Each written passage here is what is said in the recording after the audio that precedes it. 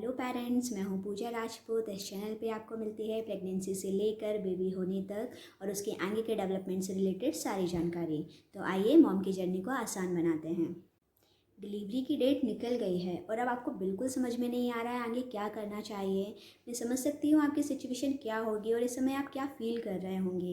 ये वो सिचुएशन है जब कहीं ना कहीं जो हमारा दिमाग है वो पूरी तरह ब्लॉक हो जाता है। हमें बिल्कुल समझ में नहीं आता है कि अब हमें क्या करना चाहिए, क्योंकि लोग कहते हैं कि आपका टाइम निकल गया है, बेबी पोटी कर लेगा, गंदा पानी पी लेगा, ऐसे में हमारे बेबी को रिस्क हो सकता है। तो ऐसी कई तरह की बातें हैं जो हमें बहुत कंफ्यूज करती है और हमें बिल्कुल समझ में नहीं आता है कि अब हमें क्या करना है। तो आपके इन्हीं सारे कन्फ्यूजन को आज इस वीडियो में मैं क्लियर करूंगी कि अगर आपकी डेट निकल जाए तो आपको आगे क्या करना चाहिए। आई होप इस वीडियो को देखने के बाद आपके सारे कन्फ्यूजन क्लियर हो जाएंगे। तो आइए स्टार्ट करते हैं।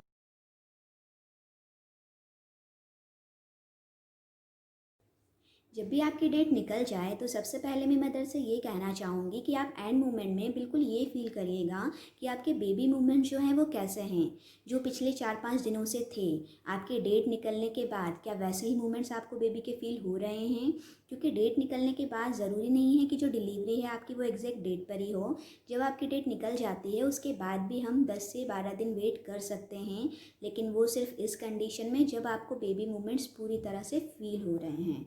तो अगर आपको लग रहा है कि मेरे बेबी मूवमेंट बिल्कुल वैसे ही हैं जैसे पहले हो रहे थे, तो मैं आपसे बिल्कुल यही कहूँगी कि आप 10 से 12 दिन और वेट कर सकते हैं।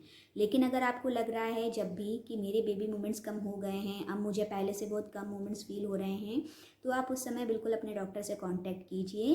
फिर आपको वो जो भी एडवाइस दें आप वैसा कीजिए। और सेकंड ज़रूरी चीज़ है कि मदर सेटिस्फाइड है या नहीं, क्योंकि एक जो मदर होती है वही समझ सकती है कि मेरे अंदर बेबी ठीक है या नहीं है। आप पिछले दिनों से जैसा फील कर रही थी, क्या आपकी वो फीलिंग अभी भी बनी हुई है? कहीं आपको अंदर से ऐसा तो नहीं लग रहा है कि हाँ मेरा बेबी जैसा पहले था अब वैसा वो नहीं है, कुछ चेंजेस आपको फील हो रहे हैं? इस कंडीशन में आप इमीडिएट हॉस्पिटल जाइए और अपने डॉक्टर से कॉन्टेक्ट कीजिए।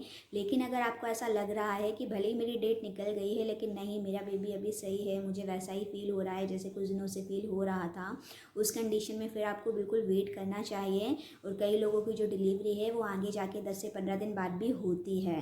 तो ऐसी कंडीशन में मैं आपको वेट करने की ही एडवाइस दूंगी। लेकिन अगर ये दोनों ही चीज़ें आपके साथ नहीं हैं, आप अंदर से बिल्कुल सेटिस्फाइड नहीं हैं या आपको मूवमेंट्स में ज़रा भी कमी नज़र आती है, तो ऐसी कंडीशन में आप बिल्कुल हॉस्पिटल जाइए और जो आपके डॉक्टर एडवाइस करते हैं आप वैसा ही कीजिए। लेकिन अगर आपको मूवमेंट्स बिल्कुल सही फील हो रहे हैं और अगर मदर सेटिस्फाइड है कि हाँ मेरा बेबी सही है, तो आप बिल्कुल 10 से 15 दिन और वेट कीजिए। बिल्कुल भी कंफ्यूज मत होइए, यहाँ कंफ्यूज होने की कोई भी बात नहीं है।